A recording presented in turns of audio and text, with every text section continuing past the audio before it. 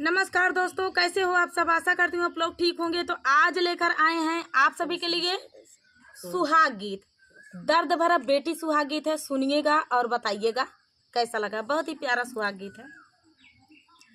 चलिए सुनाते हैं। चैनल पे आप लोग प्यार दुलार आशीर्वाद बनाए रखिए और वायरल कर दीजिए, इतना वायरल कर दीजिए। सुहाग गीत है, बहुत ही प्यारा सुहाग गीत है। आखिरी तक सुनना, बहुत ही आनंद आएगा। तो चलिए। दीदी के मुंह से ललनवा गीत बहुत अच्छा लगता है। आप लोग सुनते भी हैं, देखते हैं दीदी के तो मतलब हाँ, आप चैनल लोग पे। प्यार दुलार देते हैं सुहाग गीत पे। तो चलिए वही सुहाग गीत आप आज आपके लिए लेकर आए हैं। तो सुनिए और प्यार दुलार इस पर भी बनाए रखिए। चलिए सुनाते हैं।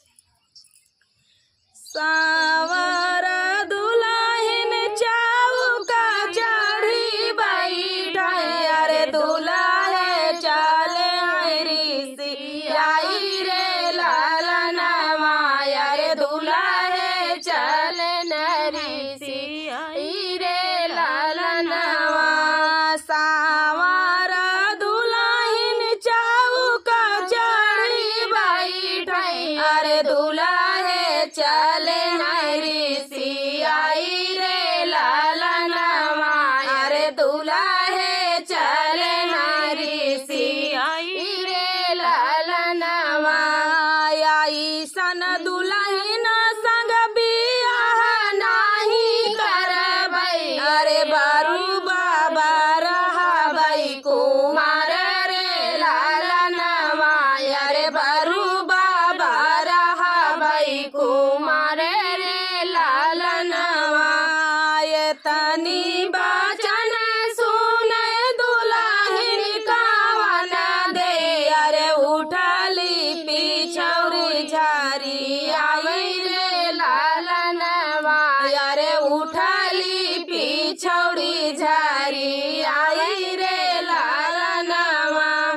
बाबा तो हर स्वामी हरा हरा जोतवा, अरे चाचा तया साला चामर रे लालनवा, अरे चाचा तया साला चामर रे लालनवा। माया तो हर प्रभु जन्म में भटिनी, अरे काहे गुना चल ऋषि आई रे लालनवा, अरे काहे गुना चल ऋषि आई रे लालनवा। ये तनी बचन सुनी दुल्हे कावने रामा, दुल्हन से बोलै ऋषि आई रे लालनवा, अरे दुल्हन से बोलै ऋषि आई रे लालनवा। बाबा हमारा धाना राजा राजा वड़वा, अरे चाचा तया है सुबेदार रे लालनवा, अरे चाचा तया है सुबेदार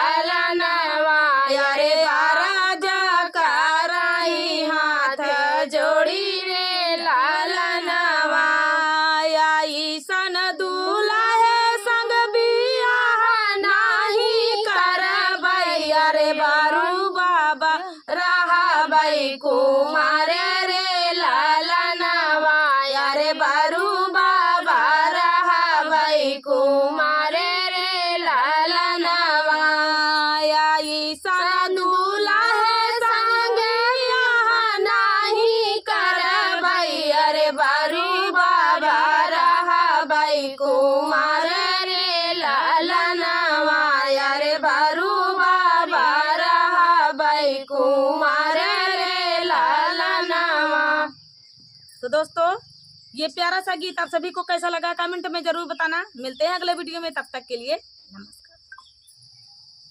नमस्कार दोस्तों, कैसे हो आप सब? आशा करती हूँ आप लोग ठीक होंगे। तो आज लेकर आए हैं चुटकुला नाच गीत। सुनिएगा और बताइएगा कैसा लगा। अरे तो नाचे वाला वही ना आया है ना, नचवैया कभी ना आया, बस नाचना तब इनका साथ देवैया केहू ना आया है, एनहू ना नाच पाती, हमका जनता या कैसे नाची थी। चलिए सुनाते हैं, बहुत ही प्यारा चुटकुला नाच गीत है, आखिरी तक सुनना। जैसा शुरू में है वैसे आखिरियों में अभी है। शॉर्ट वीडियो में दीदी नाच के वीडियो बनाएंगे, 1-2 वीडियो दीदी डालेंगे, आप लोग देखिएगा।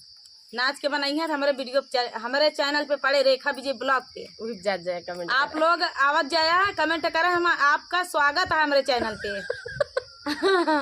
तो चलिए दोस्तों, आप लोग तो भगवान हैं, किसी को भी वायरल कर देते हैं, छीन भरे पल भर में कहाँ से कहाँ पहुंचा देते हैं। तो आप सबका हमेशा हम लोग आभारी रहेंगे, क्योंकि आप ही लोग हो आज जिसके बदौलत हम लोग कूदते हैं। अभी हम दीदी के पास ऑडियंस आए के ना, बदौलत, आप सबके बदौलत। दीदी के पास आए तो एक कटोरा में बिस्किट भर के दे दी कि बोली पहले खा लो, पहले सुबह हो जाओ तो चलो गाने के लिए। और एक गिलास चाय पूरा भर के, बताओ हम इतना चाय पीते हैं, कह रही है सेहत थोड़ी सही हो जाए, एक तो ऐसे भी सही है और सेहत सही हो जाए। आज जानता है कितनी सेहत बनाए यहाँ ये आयन का देख लें, जेठानी यही देवरानी सेहत सही है जेठानी के। अब जनता है तो सब बताया, कमेंट करे आप सब लोग यहाँ के का सेहत सही है। चलिए बेइज्जती न करत जाए, नहीं कमेंट सही से लिखत जाए। इतनी बेइज्जती पैदा भाई न भाई हो जितनी भाई हो पैदा भाई बेइज्जती ना होता है, लेकिन हाँ तब का जमाना रहा बिटिया पैदा भय सही है। और कभी कदार केहू केहू कहम तो बिटिया चला छोड़ दे। अब तो बिटिया के भाई भैया बड़ा ही धूमधाम से होत गया है, तब के बिटिया भाई बहनी 2-4 दिन तो मन पता ही न लगा है। अब बेटवा का भाई 1 घंटा के अंदर पूरा गांव जानी जात रहा। चलिए उनके घर आज उजियार भा है, चलिए सुनाते हैं। पूर्व के देशवा से आवला भंवरवा बसऊ हो भंवरना, अरे बसऊ हो भंवरना, आजू हमारी रैनिया बसऊ हो भंवरना, आज हमारी रैनिया बसऊ हो भंवरना। पूर्व के देशवा से आवला भंवरवा बसऊ हो भंवरना, अरे बसऊ हो भंवरना, आज हमारी रैनिया बसऊ हो भंवरना, आज हमारी से जरिया बसऊ हो भंवरना। कैसे के बसी धनिया तोहरी रैनिया तोहार पियवाना हो, तोहार पियवाना, राह साँझवा सबेरवा तोहार पियवाना, राह साँझवा सबेरवा तोहार पियवाना। आपने अब देखा ये क्या कहती हैं, हमारा से इनका कांटेक्ट होता है। अरे आपने ही पियावा का जेवना बनाऊ भाई तो हाई हो भंवरना, हो तो हाई हो भंवरना, रखबै दिल के भितारिया तो हाई हो भंवरना, रखबै दिल के भितारिया तो हाई हो भंवरना। अब देख ले 4 बाद मेहरारू। चलिए आई भंवरा और इनके तिरिया के बीच की बात होती गया है, अब देख ले नहीं हमें कौनो बात ना आई तो गीत आता। चलिए सुनाते हैं। पूर्व के देशवा से आवला भंवरवा बसऊ हो भंवरना, हो बसऊ हो भंवरना, आज हमारी रैनिया बसऊ हो भंवरना, आज हमारी से जरिया बसऊ हो भंवरना। कैसे के बासी धनिया तोहरी से जरिया तोहार पियवाना हो, तोहार पियवाना, राह साँझवा सबेरवा तोहार पियवाना, राह साँझवा सबेरवा तोहार पियवाना। मार खवावे जुआर में यहाँ लगी यहाँ ये अब डेराता है कि नहीं धनिया हम आऊ ना ये रनिया अब बड़ी सुंदर है वहाँ कहा था हम आऊ ना तुम्हार खवावे के चक्कर में यहाँ हमका बुलाई के ते का कहत यहाँ अपने ही पियावा का गेड़ुला भराऊ भाई तो हाई हो भंवराना अरे तो हाई हो भंवराना रखबै दिल के भितारिया तो हाई हो भंवराना रखबै दिल के भितारिया तो हाई हो भंवराना पूर्व के देशवा से आवला भंवरा बसऊ हो भंवराना अरे बसऊ हो भंवराना आज हमारी रहनिया बसऊ हो भंवराना आज हमारी रहनिया बसऊ हो भंवराना काई से के बासी रनिया तोहरी रहनिया तोहार पियवाना हो तोहार पियवाना राहै सांझवा सबेरवा तोहार पियवाना राहै सांझवा सबेरवा तोहार पियवाना बने ही पियवा कबीरवा लगाऊ भाई तो हाई हो भंवराना अरे तो हाई हो भंवराना रखबै दिल के भितारिया तो हाई हो भंवराना रखबै दिल के भितारिया तो हाई हो भंवराना पूर्व के देशवा से आवला भंवरवा बसऊ हो भंवराना अरे बसऊ हो भंवराना आज हमारी से जरिया बसऊ हो भंवराना आज हमारी से जरिया बसऊ हो भंवराना इसे के बासी रनिया तोहरी से जरिया तोहार पियवाना अरे तोहार पियवाना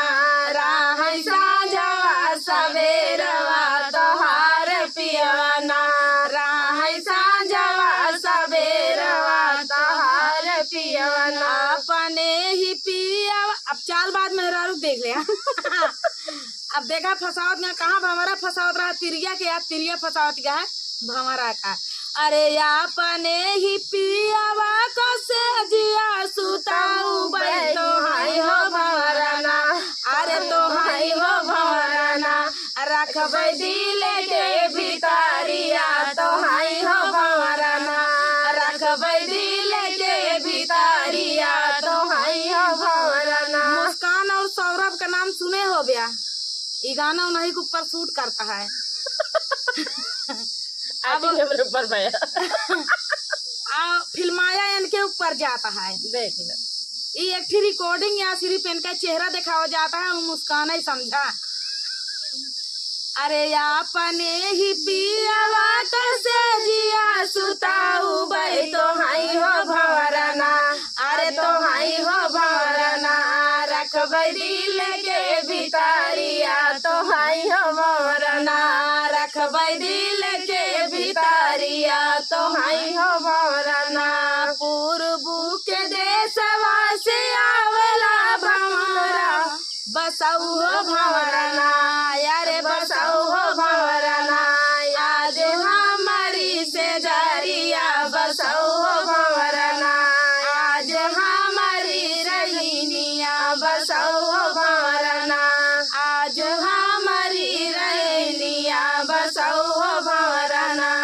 तो चलिए दोस्तों बहुत ही प्यारा गीत था। फुलवाच करने के लिए धन्यवाद। मिलते हैं अगले वीडियो में, तब तक के लिए नमस्कार।